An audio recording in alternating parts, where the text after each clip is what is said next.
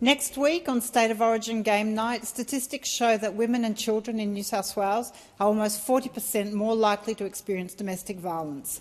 Alcohol and gambling are known drivers of domestic violence, and government violence prevention frameworks in Australia have been reluctant to tackle the multi-billion-dollar alcohol and gambling industries. When will your government take greater steps to regulate these harmful industries to keep Australian women safe in this national crisis and encourage greater prevention strategies from sporting codes like the NRL?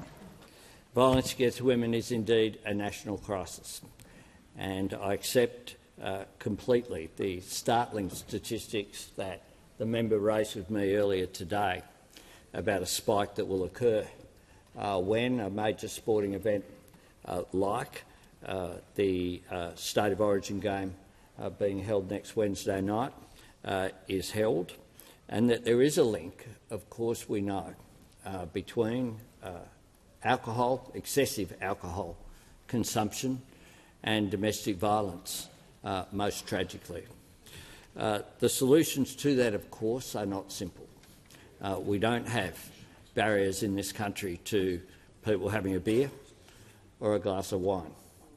And therefore, we need to, I think, make sure that we put in place measures that do make a difference, so recognising those facts that I accept that the member has put forward.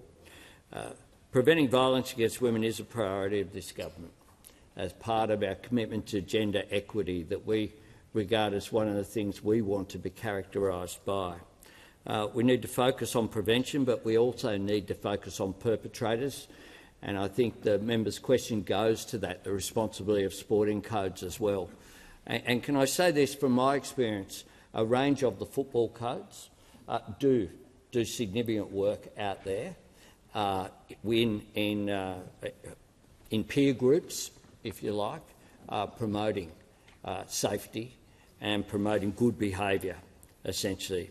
There's nothing wrong with having a beer. There is something wrong with excessive consumption leading to the violence that does tragically occur too much.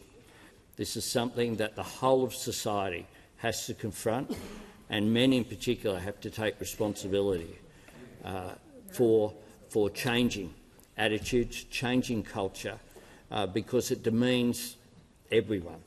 It demeans women. It can lead, of course, tragically to death. It has an impact on children, and we often see people who've experienced and witnessed violence against their mums, tragically it being repeated through generations. But it also harms men.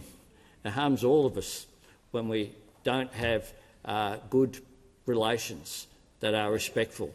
That's something that brings joy to people, regardless of their gender, and it's something that should be taken for granted as something that's a benefit of a society like Australia.